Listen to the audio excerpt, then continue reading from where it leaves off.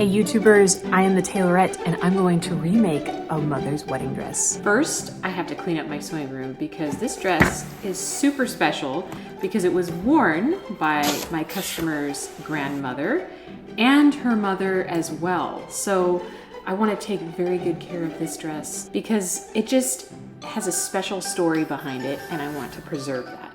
There is the dress. Absolutely beautiful. The color has been preserved, so it will not be hard to find another underlayer material that matches because this color is still a thing. The goal behind this dress is not to make it modern, but to make it look as similar to the original, but in a different size. So here is the deal. This dress is a 0, 2, or 4, depending on what the waist or the bust is. I'm going to have to make this dress 4 or 5 sizes larger, maybe 3. I'm going to chop the skirt off and I'm going to keep the whole skirt. I'm not even going to make a new skirt. It's just going, this is the all original. I'm going to keep the skirt the way it is. I'm going to remake the bodice, the whole under part of the top. I'm going to completely remake that. I'm going to get a fabric that is the same as underneath, which is not hard to find. I will use the lace to decorate the outside of the bodice and make it look similar. I'm still going to do a boat neck, but I'm not going to do gathers in the sleeves. Okay, so I have to run to the store really quick and you're going to think I'm a nut, but I'm just going to cut off the skirt like I did last time.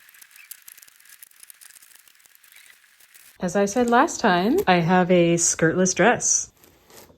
And I'm going to take this bodice with me because I need to match the fabric. So I'm going to discreetly put it in a nice little bag so it doesn't get dirty. So I hopped on over to the store and I found the bridal section to see what I could find. So I've got this. I'd say that looks almost exactly the same. So I'm just going to go with this one. I think we've already found our match. So I am back from the store.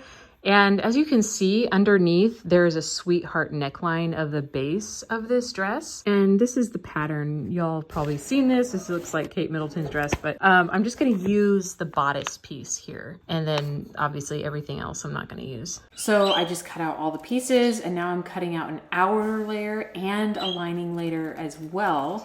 And I'm putting it together on the sewing machine and adjusting my mannequin so that it will fit her size and seeing if my bodice will fit. One of my biggest beefs about patterns with princess seams is there's always a bunch extra in here, so I'm going to take that in and make sure it's not so gappy in there. So I basically just take the pins and I pin up all the excess fabric and I'm gonna sew it right along that pin line. And then I cut my boning and added the boning to that princess seam. All right, here is the base of the bodice.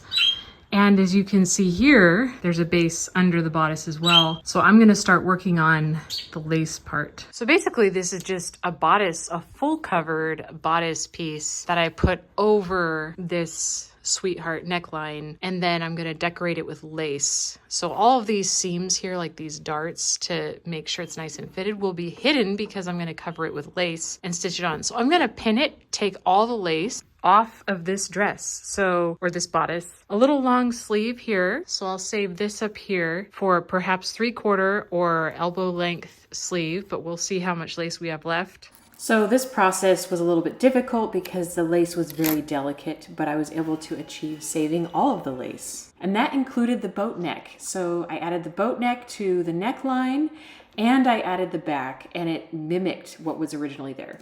As you can see from the age of the lace, the integrity of the netting has broken. And so what I'm going to do is this piece right here is an extra piece of lace that I found. And I'm gonna kind of trim it down to fit over this piece right here. Covers it right up. And you won't even know that that was an added piece, just blends. Okay, y'all, so I put the front piece from the other dress on here and I had to take the darts apart, and obviously we do not want these slits here. That's just really weird. So what I'm doing is I took the extra lace that I found from the sleeve and I'm going to fit this in there. I'm not sure if you can see that, but I kind of cut around the flowers I tried to make sure I didn't cut through the flowers and the design so that when I pin it on there, it'll blend really nicely in with the other lace, and I will just stitch that on top. And voila, you can't even tell that there's a patch there. A lot of wedding dresses are made like this, where they patch it up. I just tried to preserve this point in the front so that there's a pattern, and then everywhere else I can just fill in with flowers, basically. I really wanted to be able to stitch this on the sewing machine. However, there's nothing like hand stitching. So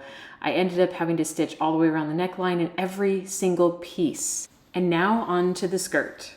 The great thing about this dress is I don't have to remake the skirt. The skirt just needs to be pulled up because the mother is taller than the daughter. And I'm just pulling it up through the waist instead of hemming it from the bottom. All right, so here's the deal. I have the dress on the mannequin. I took the over layer off, or the tulle layer off, and I'm going to adjust this silk layer and steam it as well so I can have the right length so there's no wrinkles. And then I'll add each layer and make sure they're all the correct length. And I pulled the first layer up.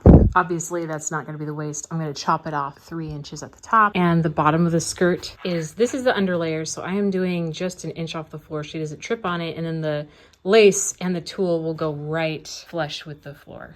I didn't get much footage of these next steps because I feel like it speaks for itself. And then I added the sleeves. I did not get a lot of footage of that either. So I did put an invisible zipper on this dress going all the way up. The dress originally did not have an invisible zipper, but I just did not like how the zipper looked before. And I think this just blends nicer than it did before. And the dress is finished. I was really excited for her to try it on. I was almost sure we were gonna have to do some alterations. However, we did not have to do any at all. Go ahead, turn around. Oh, that looks beautiful. Oh, wow.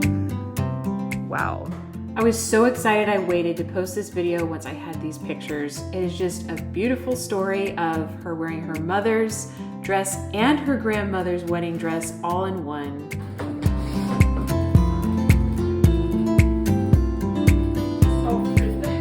I hope this video was inspiring to you to wear your mother's wedding dress. And if you'd like to see more, hit that subscribe button, like this video, and I will see you all next time.